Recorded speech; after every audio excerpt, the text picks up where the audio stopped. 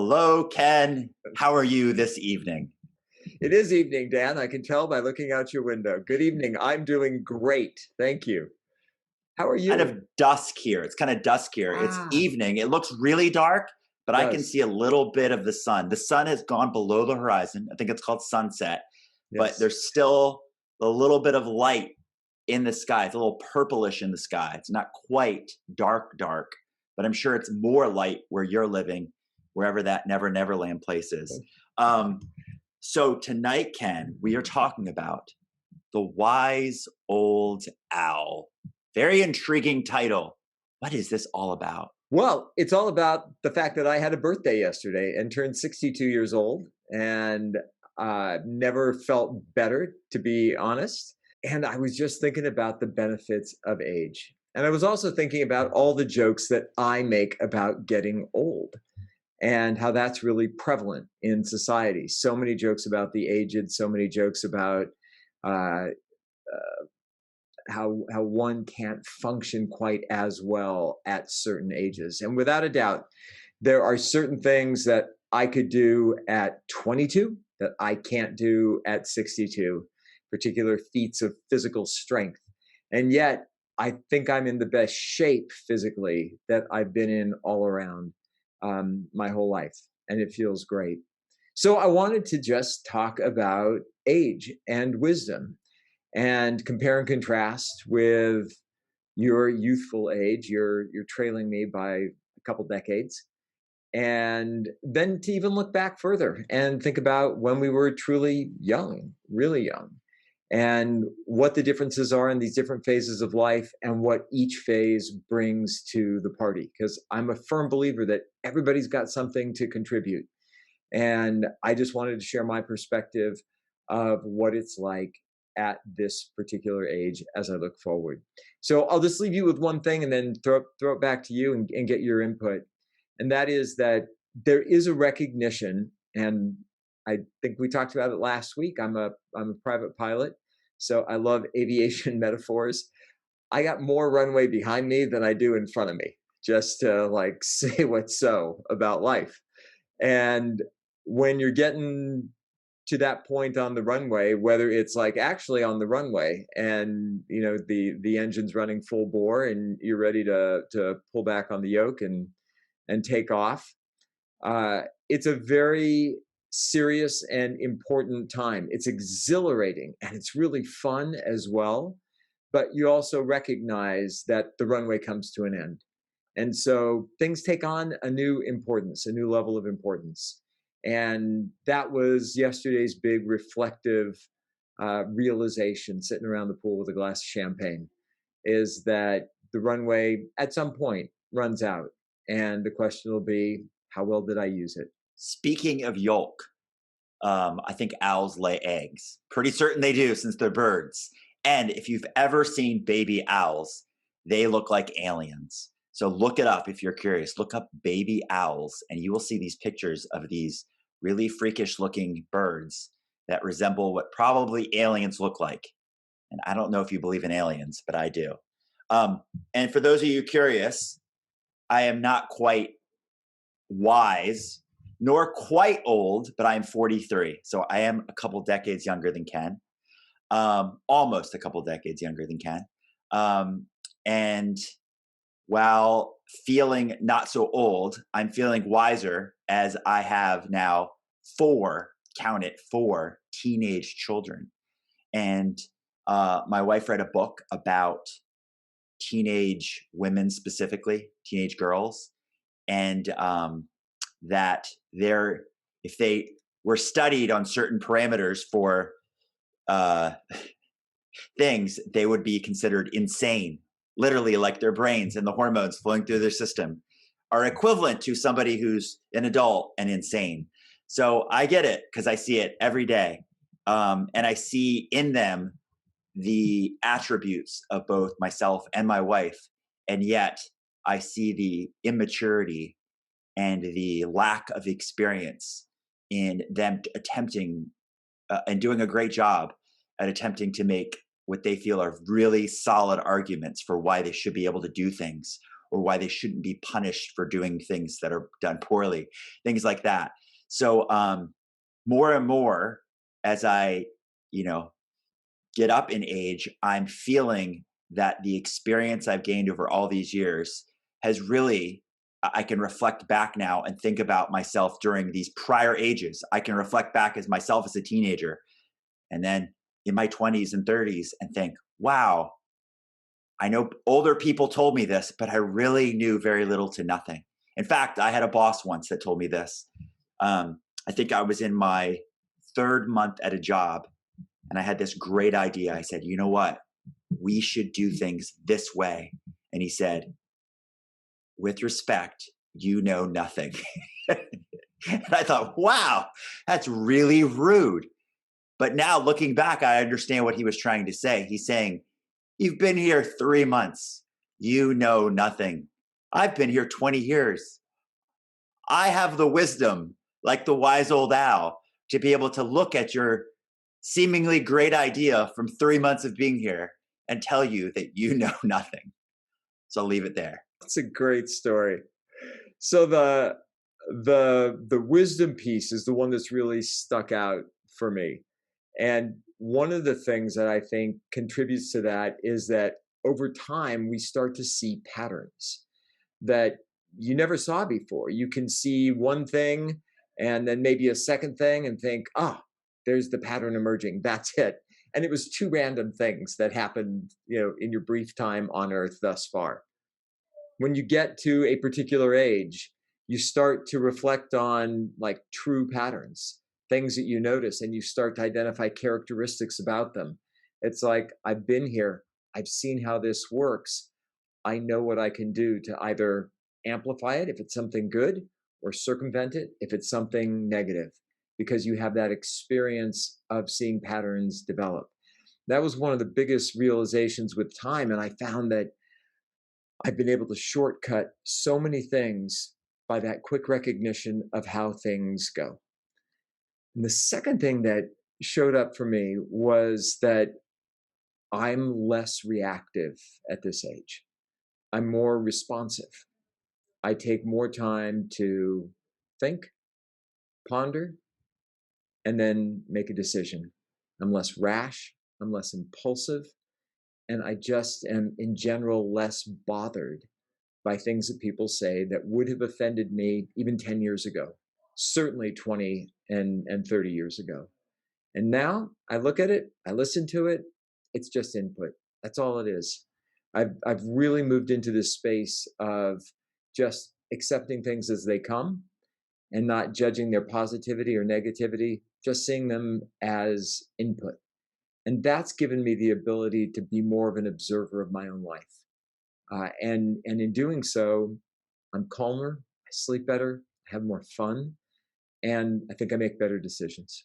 I'm happy to hear you're less rash, but if you still have a little bit of rash, you might want to go see a doctor about that, Ken. That's an important thing. No, I would definitely say that as I reflect on myself personally, I agree with that boss. You said, I know nothing. But now I would say very cockily, is that the word cockily? When you're cocky? Very cockily? Yeah, it's a funny word. Anyway, that everybody needs a Dan Crumb in their life. And that is very cocky. Meaning that there are a lot of experiences that I've gained, which I would call life hacks, little tricks of the trade. Now, they're not shortcuts. They're not the magic bullet. They don't make things like easy, because nothing in life's really easy. But there's enough things that I've learned that I feel like, especially the people who know me, my friends or family, that I say, hey, before you buy anything, just give me a call real quick, because I might have a better deal for you. I might have been through this. I might have bought the same thing or helped someone else buy the same thing. So I might know a way to hook a brother up, right? Or a sister up. So give me a call. And I feel like that applies for me, at least. That's probably one of the things that I strive to do is there's a Tony Robbins phrase that says your primary question. And he says, like, the thing that if you went into your mind and you were to reflect on, like, what's the question you're asking yourself? Like, most consistently, he'd call that your primary question. And for me, my primary question is, how could this be better? How could this be better? So having spent, I don't know how long, maybe that was from a young age. Let's just say spent 30 plus years asking this question, like analyzing or looking at a situation and saying, how could this be better? I've often sought out a better way. And in seeking out a better way, you often fail miserably at seeking out a better way because you're like, oh, that way really works well. That wasn't a better way, but I tried. But at least I learned that tried and true principle worked. But in some cases, you actually find the better way. In some cases, it's as simple as what I tell my kids all the time. If only there was this thing called the internet where you could just do a Google search. If only there weren't 10,000 videos of people who could tell you how to do it on YouTube, right? There are these people, these wise old owls who have come before you can show you the way. So again, if you're my friend or if you're part of my family, you have a Dan Crumb in your life. Consider me your wise old owl. Call me before you make any, like financial decision or before you're like, that's going to be a process. Just run it by me because I might have some experience with this, or I could point you in the right direction. So I'll point all of you in the right direction right now. There's this amazing thing called the internet. It does exist. And they have this amazing search tool called Google. And from that, they also own the amazing video tool called YouTube, which this will be on. And all of these people who come before you can shortcut and tell you, you know what works, but don't buy their stuff. Because if they're trying to sell you something, you probably shouldn't buy it, but take all the free information and sift through it and look for all those likes and then decide for yourself, maybe that's worth a try. So for legal purposes, Dan's not an official financial advisor. So if you do call him because you want a Dan Crumb in your life, just be advised that this program in no way endorses his financial advice from a legal perspective. Still, the point's great. The been there, done that oftentimes just gets tossed away as something meaningless. But we've been there and we've done that and we've learned as a result of it. And we actually can serve as mentors to others. And that's why I love when companies have honest to God mentorship happening where there's this amazing wisdom transfer from a more seasoned employee to a newer employee. It's like, let me tell you, you don't have to go through all that. You can just do this. And that means you can get twice as much done in half the time and actually still have a life. Those are just priceless moments. So I would encourage people who are on the higher side on the age scale, look to people that you can mentor. Who can you share your wisdom with? Who can you in your life, whether at work or at home or at your place of worship or at play, who can you be a mentor to?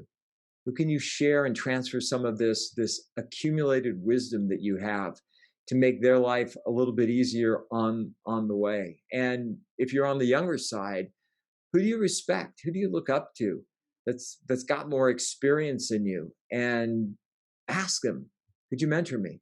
Could I just spend some time with you? Could I talk to you once a month and just let you know where things are going and get your input and gain some wisdom from the experience that you've had? I love the combination too, because I love youthful energy. I love that thought that anything and everything is possible and that desire to just try things. Let's see if it works.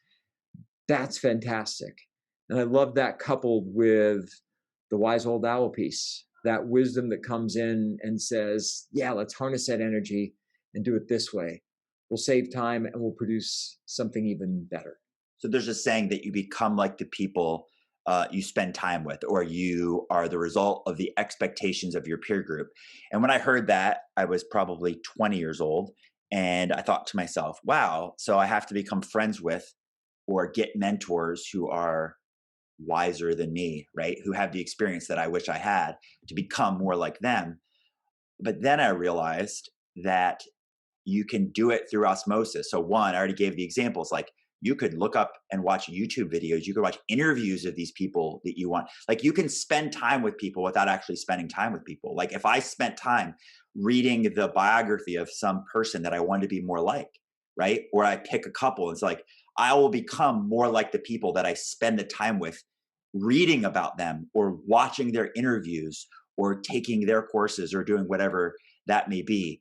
One of the things that I do not like in any way the woulda, coulda, shoulda, or regret or looking back and thinking like life could be different because it can't be. But in coaching, whenever I'm working with somebody younger, I always, if they're open to it, will impose this piece of advice. If they're, let's say, about to graduate college or in college and they're like, I don't know what I want to do with my life, I'll often say, I still don't know what I want to do with my life. And I made up a number. I want to live to be 123 years old. So that puts me cool enough to the year 2101, which would be awesome. I get to live in 3 different decades, which would be unbelievable. So I was really excited. I just figured that out the other day. I was like, wait, so if I want to live to 123, I was born in 1978. 2101, that's really cool. So that's my goal. It's my goal for that. At any rate, the advice that I give people now at 43, having graduated college at 22, so let's just call it 20 years post-college, will be this. I'll say, one, if you have the financial means, like you have the safety net of, let's say, parents who would let you, if you're not already living at home, move back home. Worst case scenario, they're going to take care of the living situation for you, and hopefully also the food situation. If you have parents that'll take care of your living situation, food situation, you have the flexibility to take some chances. So definitely in your 20s, and definitely right after you graduate college, ask yourself this question: what am I interested in? You don't have to be passionate. You don't have to be like, I am obsessed. I love this so much. But maybe that's a curiosity. That's of interest. That's something that I want to pursue. And try to find somebody who's really good at it. Doesn't have to be the best, but somebody who's very good at it in probably the area that your parents live, so you can still stay at home with your parents and eat their food. And go be willing to work for them for free. Because if you do that without like this feeling like I need to do something I'm passionate about, or I just need to do something to pay the bills, give yourself that cushion, save that cushion, because through the experience of working with someone who's established, who's really good at what they do, you will get to download from that wise old owl all of their experience and be willing to work for free. Be willing to just take it all in. And if they're willing to let you ask 1,000 questions, ask 1,000 questions. Be like the little kid that you are. Why, until they say, stop asking me why. But really like soak it in, download as much as you can and learn as much as you can about why they do things the way they do them. And maybe you'll determine that, you know what, I really don't like this at all. Or maybe you'll determine, oh, this is awesome. And then if you stick with it and have the wise old owl's big picture perspective, which I now have, which I clearly never had. I was always chasing the almighty dollar. And it's always like, oh, that's more money. Let me jump over to that. Let's jump over to that. And I feel I've gained some skills, but I'm a jack of many skills and not a master of just a few skills. Where if you do the path I'm talking about, I think you can really hone in and master like one or a few very unique skills. And by the time you're 43, by the time you're 62, you'll go look back and go, holy cow, I am very good. I'm the Dan Crumb of people's lives. Something we all aspire to, Daniel. But what you say has another advantage to it. Even if that thing that you were interested in doesn't pan out to be the thing, if you asked the right questions and you paid attention to how this mentor did things and the way that they listened and how they responded, how they processed things, how they resolved conflict, how they communicated, all of those skills, how they led, if they had a team, if it was a company and they were leading a team, leadership, communication, conflict resolution, thought processes, critical thinking. My goodness, all of that stuff is going to serve you until the day you die. And so even if it's not something that turns out to be the thing, you would have gotten a far greater education than you could have paid for by just spending time and listening to what another person who has that kind of wisdom was willing to teach you. And I will say this, I've spent too many years faking to be the wise old owl that I was not. right? Because we all want to do it. We all want to create a resume that looks really impressive. We all want to impress our friends. We all want to be that person that's like, wow, look at that guy.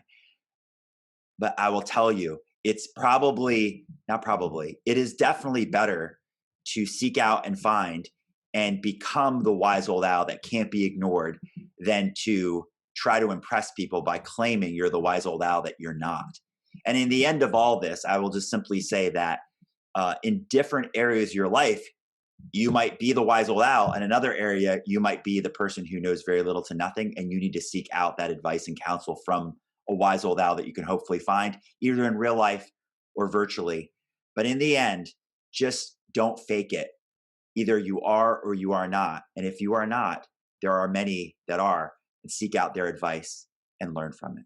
Dan took the words out of my mouth. I was going to say exactly that. In my situation, I'm lucky to have my dad at 95 in good health, of sound mind, still with us. He's my wise old owl. And I am the one who needs to learn. And that is something I never forget. You can be both. And we all are both at different phases of our life and with different people in our lives. And there's things I can learn from him with almost a century on planet Earth that I'd never be able to get anywhere else. So have the humility to know when, even as a wise old owl, you also need to be a student.